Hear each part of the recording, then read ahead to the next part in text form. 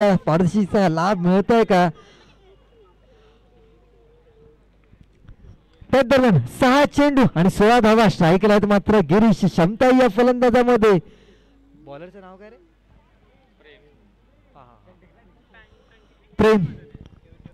वैयक्तिक पहिला आणि सांघिक शेवटचा षटक 6 चेंडू आणि 16 धावा. आतापर्यंत हा तिसरा सामना आणि शेवटच्या षटकापर्यंत सामना रंगला आणि शेवटच्या चेंडूपर्यंत आपण सामना पाहिला. पाहूया शेवटच्या चेंडूपर्यंत सामना पाहायला मिळतोय का? पहिला चेंडू प्रेम गिरीशच्या दिशेने कूच करताना. आता मात्र हा पहिलाच चेंडू अवांतर हाताळला जात आहे. 6 चेंडू आणि 15 धावांची गरज असणार आहे. निश्चितच चांगलेच फलंदाज. पाहूया ज्या पद्धतीची फलंदाजी केली होती शेवटच्या षटकामध्ये प्रथमेश यांनी, तशाच पद्धतीची फलंदाजी कल्पेश आणि गिरीश यांच्याकडनं आशा असणार आहे ती समर्थ संघाला. पुन्हा एकदा प्रेम पहिला चेंडू चांगला चेंडू पंचांकडे दाद मागताना पंचांनी मात्र ती फेटाळली. लेग बायच्या साह्याने 1 धाव आणि चांगलाच कॉल पंच दीपेश मेहर यांचा. जर पाहिलं तर हा चेंडू निश्चितच हॉट यष्टा मिस करत होत्या. हा चेंडू जर आपण पाहिलं रिप्लेच्या माध्यमातून तर हॉट यष्टा निश्चितच मिस करत होत्या, कारण प्लास्टिक चेंडू हवेवर मात्र फिरला जातो. आता मात्र 5 चेंडू आणि 14 धावांची गरज. आता मात्र एक अवांतर पंचांनी नो घोषित केला. दीपेश मेहर यांनी हा नो घोषित केलेला आहे. चेंडू जर विकेटच्या बाहेर पडला चेंडू तर नो घोषित केला जाईल आणि दंडित केलाय. आता मात्र 5 चेंडू आणि 13 धावांची गरज असणार आहे. खरोखरच जर मागच्या चेंडूचा विचार केला तर गोलंदाजांनी दात मागितली होती की पायचीत आहे आणि निश्चितच गोलंदाजाला वाटत होता की तो फलंदाज पायचीत असेलच.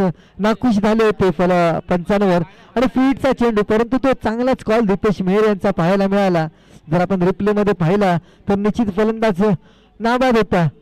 आता मात्र पुन्हा एक अवांतर धाव स्ट्राईकला आहेत ते कल्पेश. षटकार मारला तर प्रेम राऊत यांच्याकडनं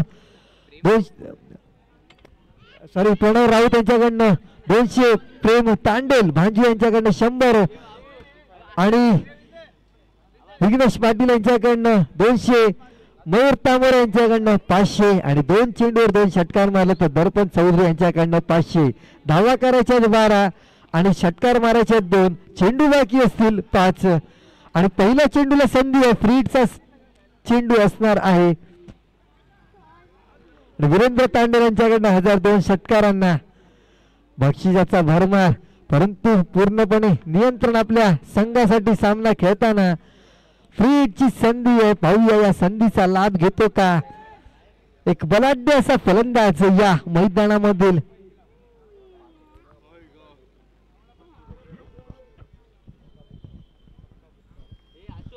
फ्रीडचा चेंडू प्रेम कल्पेच्या दिशेने बॅटची कड घेतली परंतु मोठा फटका मारू शकले नाही. आता मात्र समीकरण बदललं आहे. 4 चेंडू 11 धावा. प्रणय राऊत, प्रेम तांडेल, विघ्नेश पाटील, दर्पण चौधरी, वीरेंद्र तांडेल, मयूर तांबोरे यांचे सर्वांचे पैसे मात्र वाचताना 4 चेंडू बाकी असतील आणि धावा करायचे असतील त्या 11.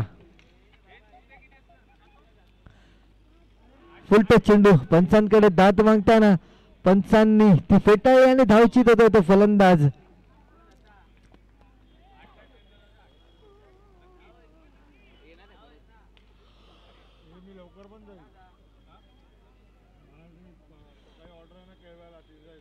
तीन चेंडूने 11 धावा करायचे असतील.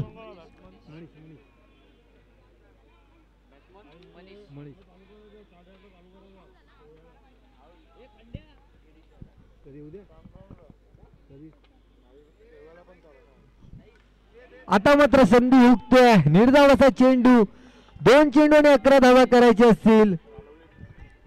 2 चेंडू मागे 2 षटकार मारायचे आहेत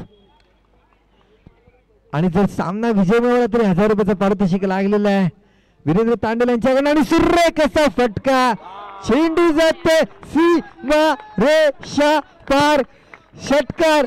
सामना विजय मिळवल्यावर 1000 रुपयाचा पारितोषिक आहे. 1 चेंडू आणि 5 धावा आहेत. एक षटकार मारला प्रेम तांडेल यांच्याकडनं 100 रुपये आलेले आहेत.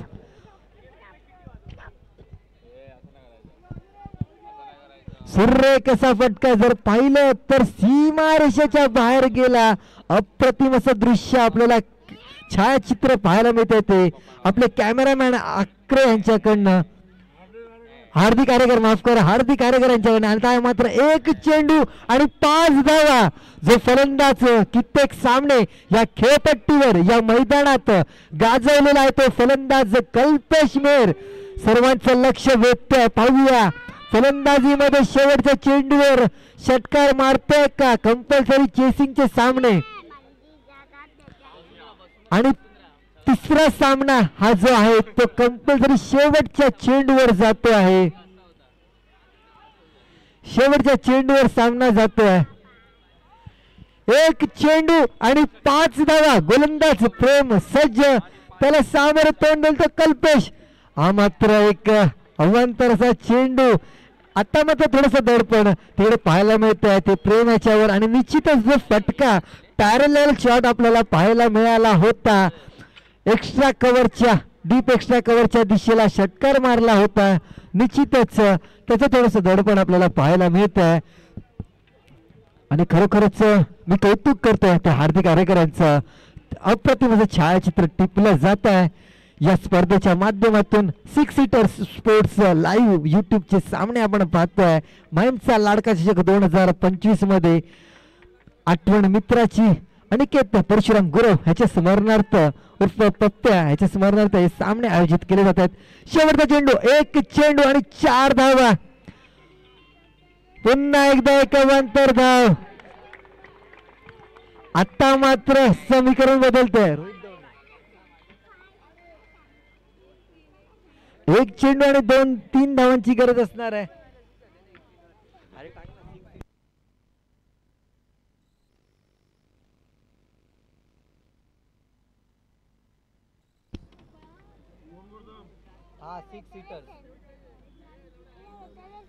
आता मात्र 1 चेंडू आणि 3 धावांची गरज. तुझी लिंक पाठव ना. लिंक सर्व लिंक मागताय.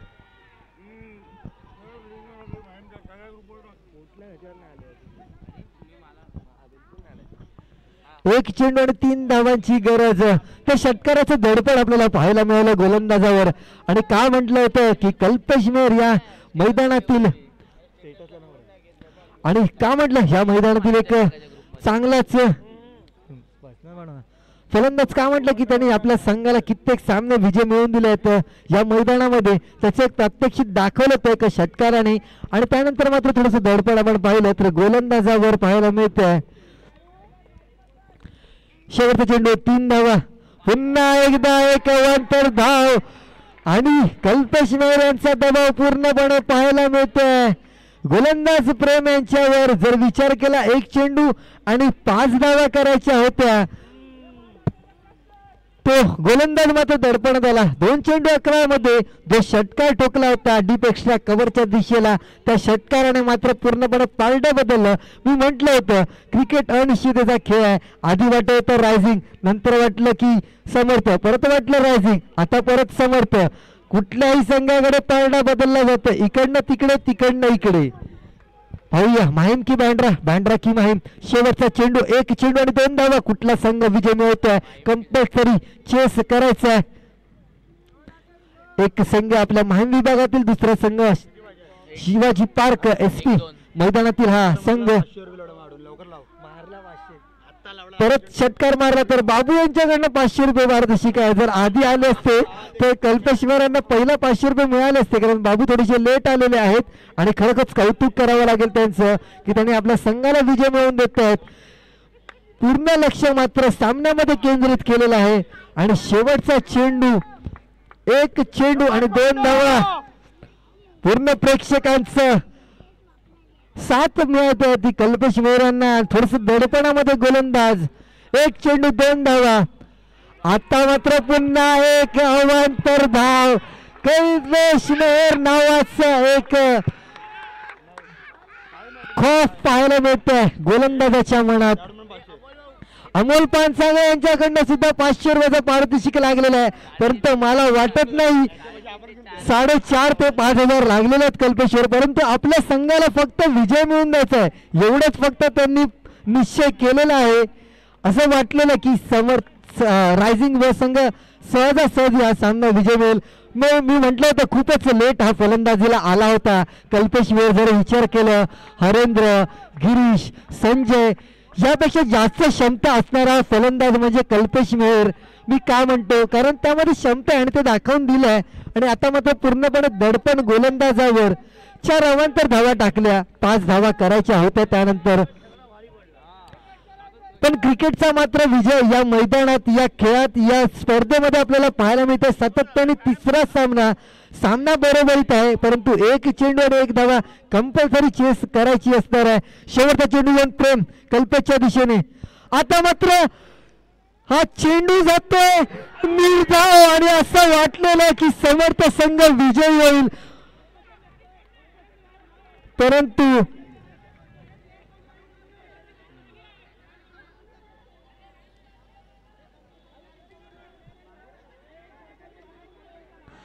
आणि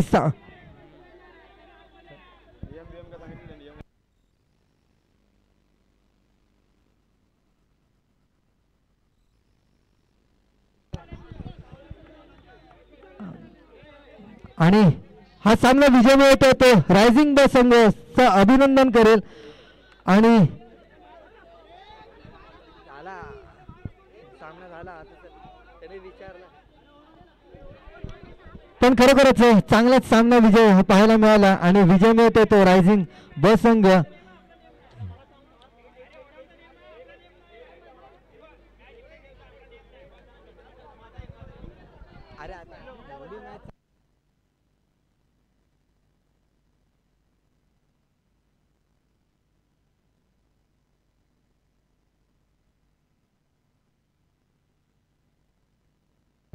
खरोखरच मला वाटतं सामना चांगलाच झालाय. रायझिंग ब संघ विजयी झालेला आहे, घोषित केलाय. रायझिंग ब संघ विजयी झालेला आहे. खरोखरच कौतुक करावं लागेल, कारण मला वाटत नाही की तुम्ही शेवटच्या चेंडूवर असं हे करू शकता, कारण पंचांनी तो स्वीकारला गेला.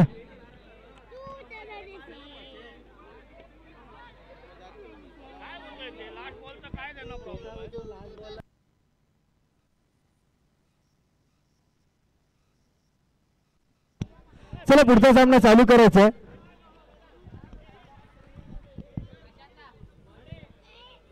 पुढचा सामना चालू करायचा आहे स्वराज्य आणि आई एकविरा.